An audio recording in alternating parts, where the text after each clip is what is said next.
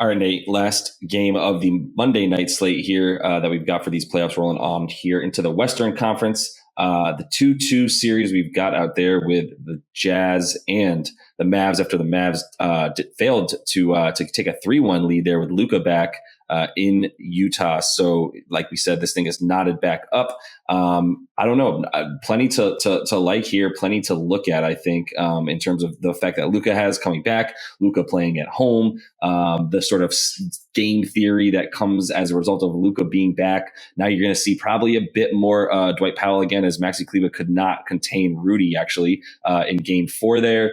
You've got Jalen Brunson, keeping his minutes and really being Luka's number 2, but now you got Dinwiddie coming off the bench and getting a few less minutes, which probably means a little bit less offense, more defense for the Mavs and potentially an under. So where do you start with the angles in this game 5 tiebreaker essentially?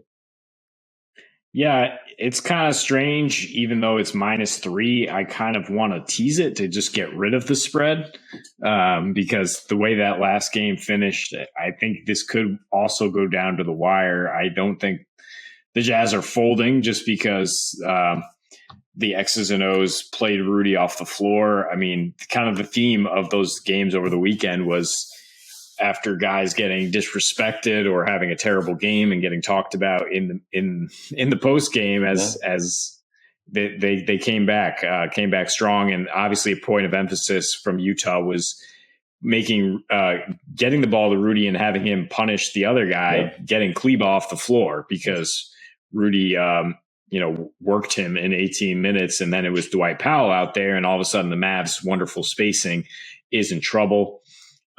Utah able to defend Dallas better actually when Luka's out there because they're much slower, the pace. It's in the half court, that is specifically not necessarily the pace of the entire game, but there's less quick, decisive driving. Luka's more herky-jerky. I guess he only had a 103 individual offensive rating, even though he had 30 points. It's just, I think it's just an adjustment period, though, that you might expect just after playing the way they did without him, reintegrating him now. Going to take a game. It still was a game that they were in until the very end because of their defense, because of their tenacity, and because they still are a more well put together team than the Jazz. They've been way hotter. They've been 36-12 since the start of January, and the Jazz are a team that I'm definitely willing to fade on the road, especially in clutch time after the All-Star break on the road. -25 net rating, a 124 defensive rating.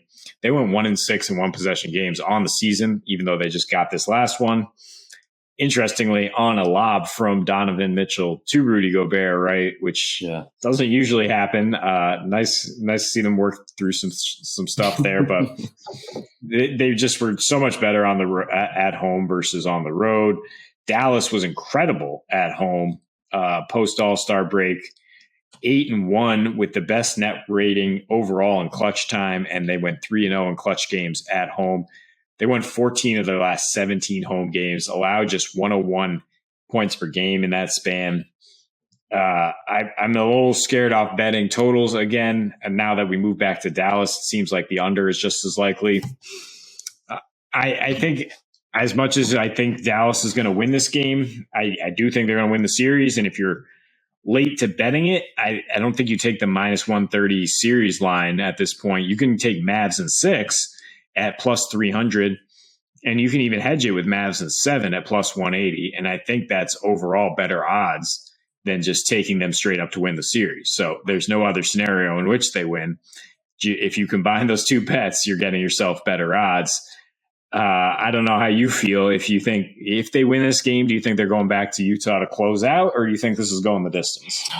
I think my number one rule when it comes to clutch situations, playoff situations, needing to get into the playoffs is fade the Jazz when it comes, especially the playoffs. So I was very fond of your +230 bet on the Mavs before this series started because they were just getting disrespected as though they couldn't win without Luka, and all they needed to do was win probably one game without Luka for him to come back and then still be in the series. They were leading the series when he came came back. But yeah, he was always going to need a game, not just him, but the team was going to need a game. And to, help your point along about, his offensive rating was only 104, just because of some of the inefficiencies and 4 turnovers and whatever. But he still had a great, 52-40 from the field, 100 from the percent from the line. And, he impacted the game. He controlled the game.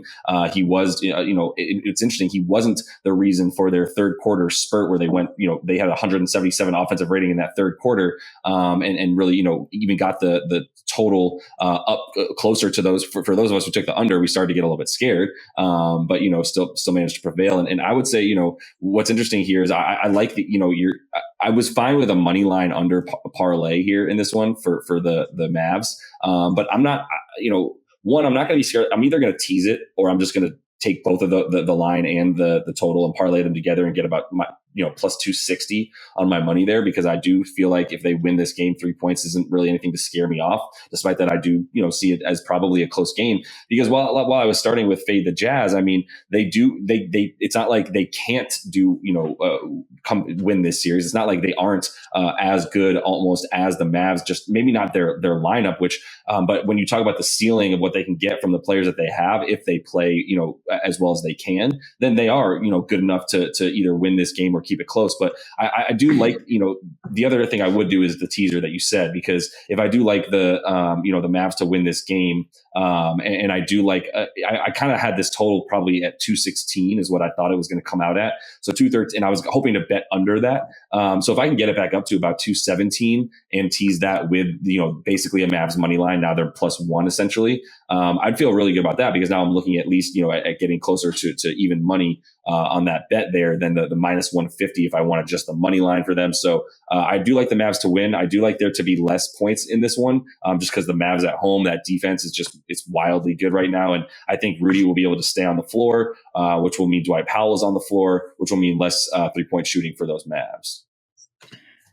Yeah, I do think there is a scenario where the Mavs cruise to a win here. I mean, I just don't have much faith in the Jazz on the road.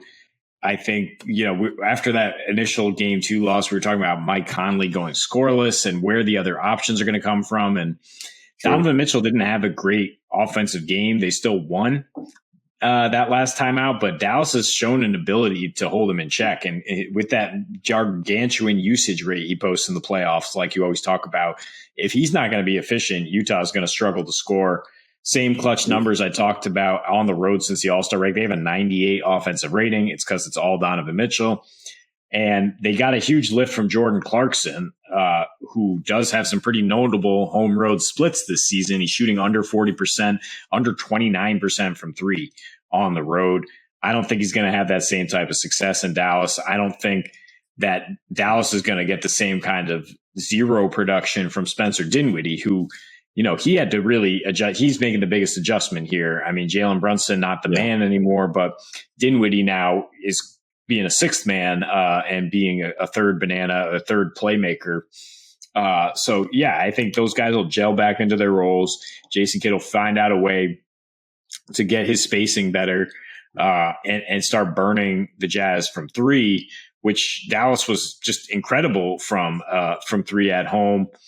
In their last 8 at home, I think 7 of those went over, and they were hitting about 16 threes per game. That is how they took the 2-1 series lead, of course, spreading out Utah, burning them from 3. And I think as long as they hit a better mark from deep, they're gonna win this game and go on to win the series.